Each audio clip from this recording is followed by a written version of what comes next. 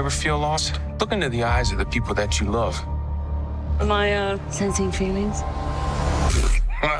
Well, you're right.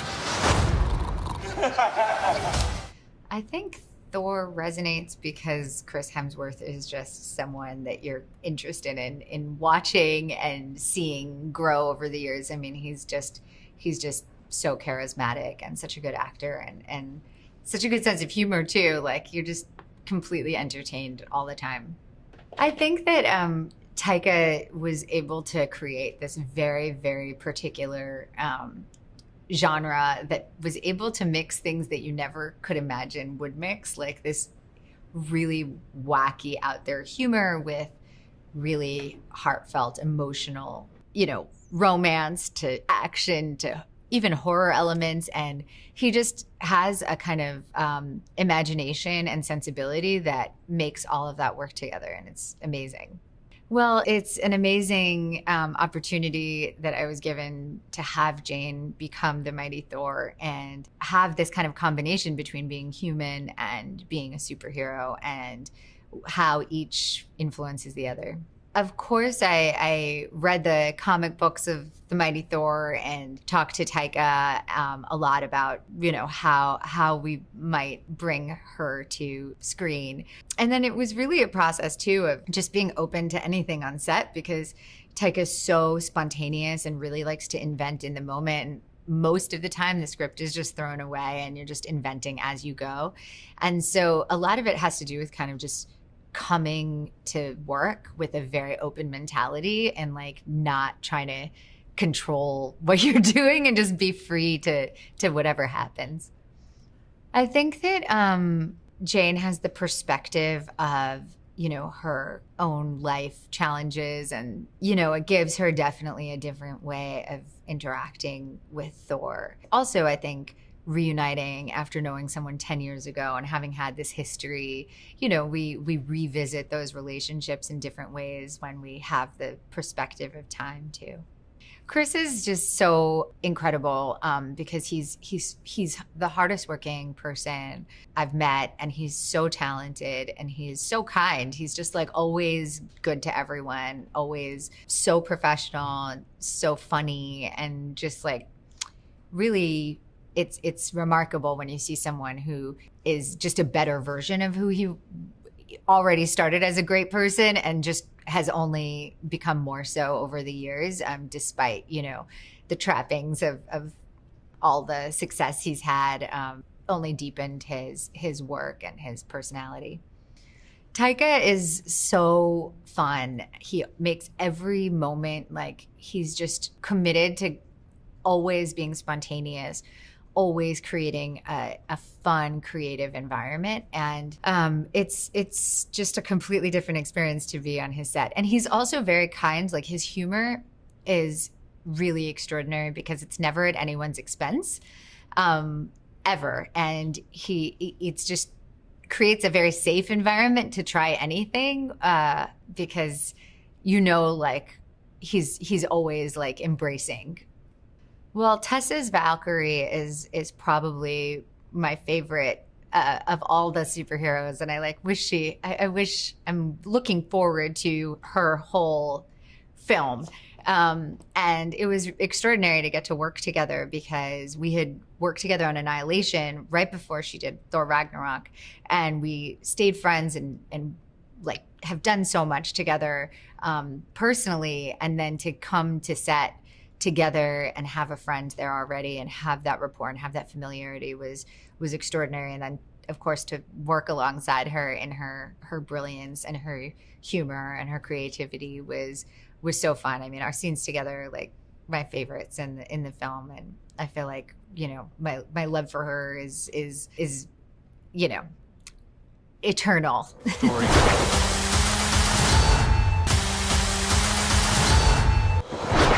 Thor, I mean, I guess I only learned this recently, that Thor has the most standalone movies of anyone in the Marvel Cinematic Universe, which means he really connects with audiences. And I think he connects with audiences because he's the kind of guy you want to be, but he's also a kind of guy that feels relatable in some weird way. I mean, when we first met him early on, he was sort of this fish out of water, which I think we all can feel as humans. And then he's just kind of like a goofy, lovable guy that I feel like you kind of want to sit down and hang out with. He's fallible, he's not perfect, but he has a big heart, and he's always trying. And I think that's something that we all can sort of know and understand and love. Why? I don't know. That's cool. If fans love Valkyrie a lot, that is cool. And I don't know why, but I love it. And thank you for loving her. I think she's fantastic. And, you know, I think she's again, sort of like Thor. I think she's imperfect, but I think she has a really, really good heart, and she's a lovable person. And I think when you first meet her, especially, you really want her to love herself. And I think that's sometimes something that you can feel endeared to in a person, kind of when they don't actually know how great they are. And when they begin to understand that and love that, they become even better people. And I think that's what you want for Valkyrie. And for me, I just can't believe I feel so incredibly lucky to get to make these movies. Like every day when I show up to make these movies, I kind of really and truly feel like I'm pinching myself. And so I think that makes me just want to be better and serve the character more, and not let the fans down, and not let my co-stars down. And so it's just been a pleasure to get to do that. Explain. Yeah. So we find Valkyrie at the beginning of this film as King of New Asgard, and she's so proud to be that because she loves her people so intensely. But, you know, she has spent her whole life, which represents thousands and thousands of years, as a career soldier and being a part of, a group and a cistern of fighters. And I think she's really missing that. She's missing a sense of adventure. She's missing that camaraderie. And what is exciting is she kind of finds that again in the adventure of Thor, Love and Thunder, and the bad guy that they have to beat in Gore the God Butcher. But she also finds sisterhood in Mighty Thor, and that's really satisfying. And I think you get to see her really figure out the kind of king that she wants to be, and I really think that she's a great king. So I trained a lot to prepare for this film, particularly because I was coming out of the height of the pandemic, and I think like many people across the world, we were like eating our feelings and spending a lot of time on the couch and at home. So I had a lot of training to do to get ready, but I had help. I had an incredible trainer named Reginald Brantley, or Reggie the Machine, who's trained a lot of